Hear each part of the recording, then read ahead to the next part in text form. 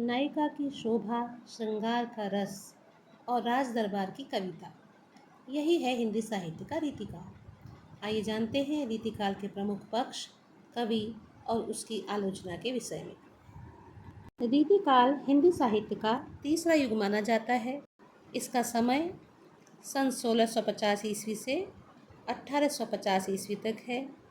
इसे श्रृंगार युग, प्रेरणा युग या दरबारी काव्य का युग भी कहा जाता है, क्योंकि इस समय जितने भी कवि हुए वे किसी न किसी राजा के दरबार से जुड़े हुए दरबारी कवि थे और उन्होंने श्रृंगार रस को प्रधान मानते हुए काव्य की रचना की थी। तो इसीलिए इसे श्रृंगार युग, प्रेरणा युग या दरबारी काव्य का युग भी कहा जाता है। क्या आपने कभी सोचा है कि रीतिकाल को रीतिकाल क्यों कहा जाता है?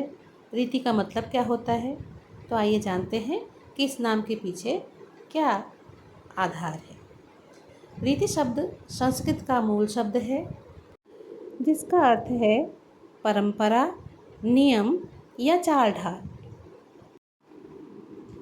हिंदी साहित्य के इतिहास में एक समय ऐसा भी आया जब कवियों ने अपनी कविता की शैली और शिल्प को विशेष महत्व देना शुरू किया।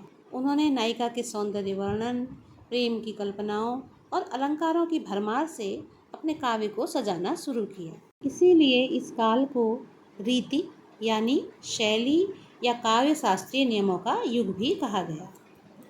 यही कारण है कि हम इस युग को रीतिकाल कहते हैं, अर्थात काव्य की रीति और नियमों का युग। इस युग में कविता का प्रमुख उद्देश्य था नायिका के सौंदर्य का चित्रण, श्रृंगार रस का प्रतिपादन और काव्य शास्त्र का प्रदर्शन। इस काल के काव्य की प्रमुख प्रवृत्तियों की बात करें तो सर्व प्रमुख है श्रृंगार की प्रधानता। इस समय जो भी काव्य लिखा गया उसमें श्रृंगार रस की प्रधानता थी, जिसमें संयोग और वियोग दोनों का ही वर्णन मिलता है। विशेष रूप से नायिका के सौंदर्य, प्रेम, विरह आदि को प्रमुख रूप से इस समय के काव्य में विषय बनाकर लिखा गया है। दूसरी प्रमुख प्रवृत्ति है रीतिबद्धता। इस समय के सभी कवियों ने रस, अलंकार, रीति, छंद आदि काव्य शास्त्रीय तत्वों पर आधारित काव्य का सृजन किया और वे इस विषय पर बहुत अधिक ध्यान देते थे। तीसरी प्रमुख प्रवृत्ति है दरबारी संस्कृति। इस समय के अधिकांश कवि राजाओं के दरबार से जुड़े हुए थे और राजाओं की प्रशंसा तथा नायिकाओं का वर्णन इस समय में आम था। चौथी प्रमुख प्रवृत्ति है सामाजिक चेतना का अभाव। इस समय के कवि केवल अपने स्वार्थ सिद्धि के लिए ही काव्य रचना करते रहे। जनता, समाज, गरीबी, संघर्ष, इन विषयों में उन्होंने चुप्पी साध रखी थी। इस समय के प्रमुख कवियों के विषय में बात करें तो केशवदास, बिहारी, भूषण, देव, मतीराम, ये सभी इस समय के प्रसिद्ध कवि रहे हैं। इनमें से केशवदास ने अपने काव्य में नीति और भक्ति दोनों का समन्वय स्थापित किया। बिहारी लाल ने बिहारी सतसई लिखी और हिंदी साहित्य में अपना अमर स्थान बनाया।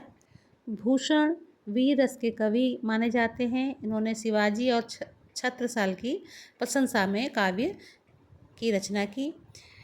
देव, मतीराम और कविपति ये दरबारी श्रृंगारी कवि के रूप में जाने जाते हैं। आलोचनात्मक दृष्टि से अगर हम देखें तो रीतिकाल को कलावादी, रूढ़िवादी और जनविमुख भी कहा गया, क्योंकि इस समय के कवियों ने आम जनता की भावनाओं को अपने काव्य का विषय नहीं बनाया, केवल कला को महत्व दिया और रूढ़िवादी काव्य परंपराओं के अनुसार काव्य की रचना की। आचार्य रामचंद्र शुक्ल जैसे आलोचकों ने इसकी आलोचना करते हुए इसे साहित्य का पतन काल भी बताया।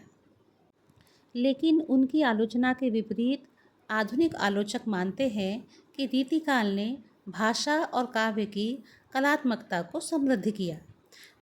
तो इस प्रकार कुछ गुणों और कुछ दोषों से युक्त यह रीतिकाल भले ही समाज से दूर दिखाई पड़ता है, पर उसने हिंदी कविता को छंद, अलंकार और रस की ऊंचाई तक पहुंचाया है। मैं आशा करती हूँ कि ये जानकारी आप सभी के लिए बहुत महत्वपूर्ण रहेगी। ऐसे ही हिंदी साहित्य से जुड़े प्रश्नों को जानने के लिए आप मेरे चैनल को लाइक करें, सब्सक्राइब करें। धन्यवाद।